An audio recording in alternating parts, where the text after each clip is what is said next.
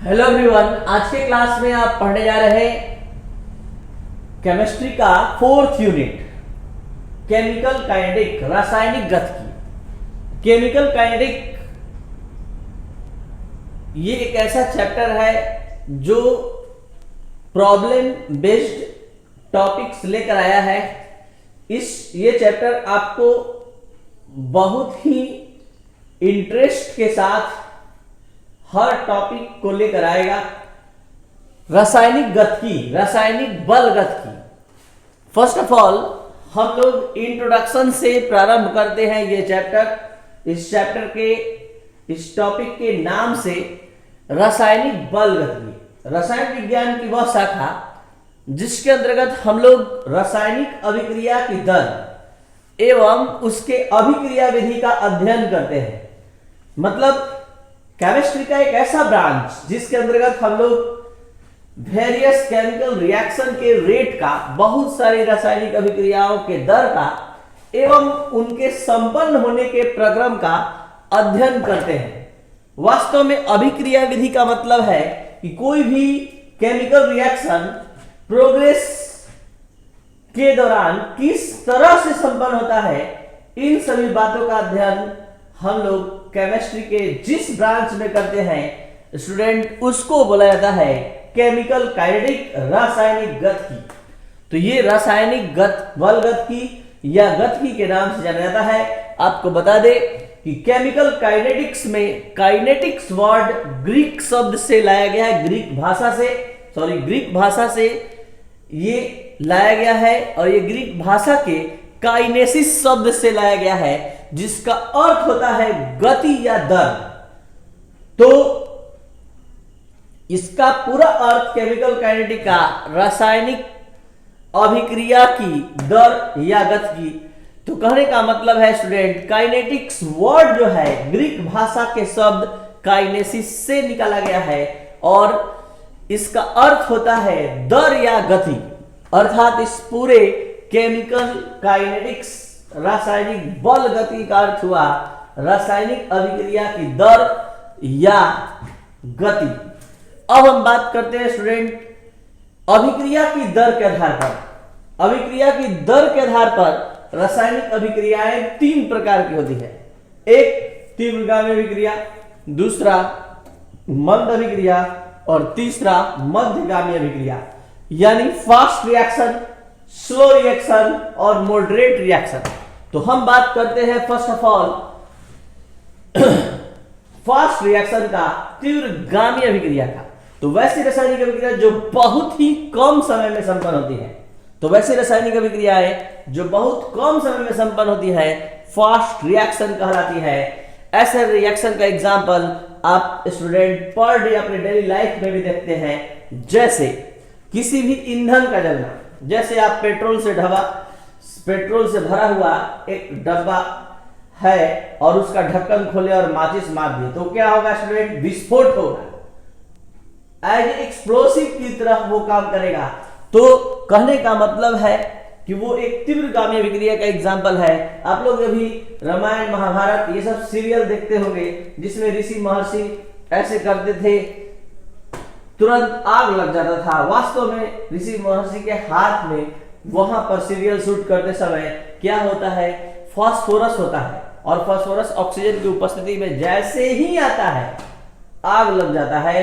तो कहने का मतलब फास्फोरस का जलना, किसी ईंधन का जलना, ये सब तीव्रगामी अभिक्रिया का एग्जाम्पल है। आप एक रासायनिक अभिक्रिया के रूप में भी देख सकते हैं कि AgNO3 और NaCl के बीच होने वाला ये केमिकल रिएक्शन जो है फास्ट रिएक्शन तीव्रगामी अभिक्रिया के रूप में होता है। यहाँ AgNO3 plus NaCl AgCl plus NaNO3 बनता है। आपको बता दें स्टूडेंट, ये सब ऐसा रिएक्शन है जो पलक झपकते ही तुरंत ये रिएक्शन कंप्लीट हो जाता है। काफी तीव्र गति से ये सब संपन्न होता है, इसलिए सभी को तीव्रगामी अभिक्रिया कहते हैं। तो वैसी रासायनिक अभिक्रिया जो बहुत ही कम समय में संपन्न होती है, the reaction which accomplished in a very short time, तो वो तीव्रगामी अभिक्रिया होता है। अब हम बात करते हैं मंद अभिक्रिया, स्लो रिएक्शन। ना ही है मंद अभिक्रिया तो वैसी रासायनिक अभिक्रिया जिसके संपन्न होने में काफी लंबी अवधि लगती है, the chemical reaction which accomplished in a long time duration। तो मंद अभिक्रिया किसे कहते हैं स्टूडेंट? वैसी रासायनिक अभिक्रिया जो काफी लंबी अवधि में संपन्न होती है, जिसके संपन्न होने में काफी अधिक समय लगता है, मंद अभिक्रिया कहलाती है। एग्जाम्पल, लोहे पर जंग लगना। आप लोग को पता होना चाहिए कि लोहे पर जंग लगना वास्तव में एक केमिकल रिएक्शन है, यानी कि जब लोहा ऑक्सीजन और नमी के संपर्क में होता है तो लगातार संपर्क में रहने से उसके सरफेस पर एक परत जम जाता है, जिसको आप लोग जंग लगना कहते हैं। वास्तव में जंग लगना, कोरोजन जिसको बोलते हैं, वास्तव में ये एक रासायनिक अभिक्रिया है। तो ये काफी स्लो स्पीड से होता है, तो लोहे पर जंग लगना एक मंद अभिक्रिया है। इसके बाद हम बात करते हैं कि कोई दीवार गहरे लाल रंग से आप पेंट कर दी और 5 साल बाद देखते हैं कि वो रंग हल्का हो गया। इसका मतलब क्या है कि दीवार के रंग का गायब होना एक मंद अभिक्रिया है, क्योंकि लगातार वायु, नमी, ऑक्सीजन से वो पेंट रिएक्शन कर रहा है और वो डीकलराइज हो रहा है, यानी लगातार उसका रंग गायब हो रहा है। तो ये सब मंद गति की अभिक्रिया का उदाहरण है। अब हम बात करते हैं कमरे के ताप पर H2MO2 के बीच अभिक्रिया। 2 सिलेंडर है स्टूडेंट, एक कमरे के इस छोर पर रख दिया जाए और एक उस छोर पर, और यहाँ जल के बनने का कॉन्सेप्ट का स्टडी किया जाए तो कमरे के ताप पर H2O2 को अगर संपर्क में स्टूडेंट लाएंगे तो ये काफी समय लेता है H2O बनाने में। तो ये एक मंद अभिक्रिया का उदाहरण है। तो हम बात कर रहे थे अभिक्रिया की दर के आधार पर रासायनिक अभिक्रिया 3 प्रकार की होती है: तीव्रगामी अभिक्रिया, मंद अभिक्रिया, मध्यगामी अभिक्रिया। आपको बता दें स्टूडेंट कि आज की क्लास में बोर्ड पर तीव्रगामी अभिक्रिया का डिफिनेशन मौजूद है। आज आप अगर ध्यान से नहीं पढ़ेंगे तो यहाँ पर हमने डिफिनेशन नहीं लिखा है, आपको अपने से लिखना होगा। वैसी रासायनिक अभिक्रिया जिसके संपन्न होने में काफी लंबी अवधि खर्च होती है या लगती है, उसे मंद अभिक्रिया कहते हैं। और इस मंद अभिक्रिया का यहाँ 3 उदाहरण दिया गया। अब हम बात करते हैं लास्ट मध्यगामी अभिक्रिया का, मॉडरेट रिएक्शन का। वैसा रासायनिक अभिक्रिया जिसके दर को मापा जा सकता है, वैसी रासायनिक अभिक्रिया जो इसकी दर मध्यम गति की होती है, मध्यगामी अभिक्रिया कहते हैं, मॉडरेट रिएक्शन कहते हैं।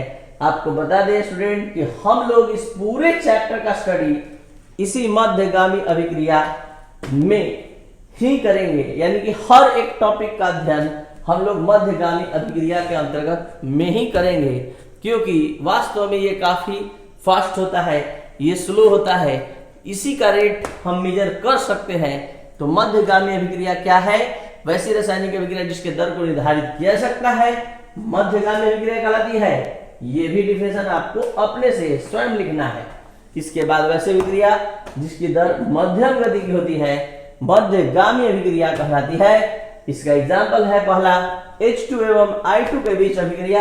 H2 एवं I2 के बीच अभिक्रिया यानी H2 + I2 equilibrium sign 2Hi। इसको हम लोग इंग्लिश में मॉडरेट रिएक्शन कहते हैं स्टूडेंट। और अब PCl5 का विघटन, तो PCl5 dissociated into PCl3 + Cl2, PCl5 टूटकर यहाँ PCl3 और Cl2 का निर्माण करता है। एस्टर का जलांशन, जलांशन का मतलब केमिस्ट्री की दुनिया में स्टूडेंट होता है जल से अभिक्रिया। तो CH3COO C2H5 + H2O arrow, CH3COOH + C2H5 मतलब एस्टर, इथाइल एस्टेट को हमने जल से अभिक्रिया कराया तो बना एसिटिक एसिड और इथाइल अल्कोहल। ये एक मॉडरेट रिएक्शन का एग्जांपल है। तो आपको बता दें स्टूडेंट कि हम जिस ढंग से आपके सामने हर टॉपिक को रख रहे हैं, जो टॉपिक जिस तरह से समझाने के लायक है, जो 3D फिगर लेकर आता है उसको प्रोजेक्टर के माध्यम से दिखाकर ही समझाते हैं। जो थ्योरेटिकल टॉपिक है उसमें हम थोड़ा सा भी इधर उधर आपका टाइम नहीं बर्बाद करते हैं। यहाँ आज की क्लास में आप पढ़ें कि there are 3 types of chemical reaction on the basis of rate. तो पहला रेट के आधार पर आपने क्या पढ़ा? तो तीव्रगामी अभिक्रिया, दूसरा मंद अभिक्रिया और तीसरा मध्यम गति की अभिक्रिया। तीव्रगामी अभिक्रिया वैसी अभिक्रिया जिसकी दर काफी अधिक होती है या फिर जो बहुत कम समय में संपन्न होती है उसे तीव्रगामी अभिक्रिया कहते हैं। और उसके बाद मंद अभिक्रिया, वैसी अभिक्रिया जिसके संपन्न होने में काफी लंबी अवधि लगती है या काफी अधिक समय में संपन्न होती है, मंद अभिक्रिया कहती है। और मध्यगामी अभिक्रिया वैसी अभिक्रिया जो मध्यम गति की होती है या जिसके दर को निर्धारित किया सकता है, मध्यम गति की अभिक्रिया कहलाती है। नेक्स्ट क्लास में स्टूडेंट हम लोग पढ़ने जा रहे हैं इस चैप्टर का फर्स्ट इंपॉर्टेंट टॉपिक, वो है अभिक्रिया की दर, rate of reaction. Rate of reaction next class में, जिसमें हम लोग types of rate of reaction का भी स्टडी करेंगे।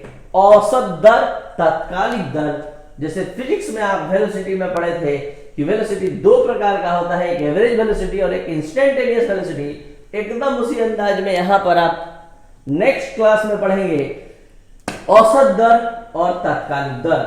Thank you.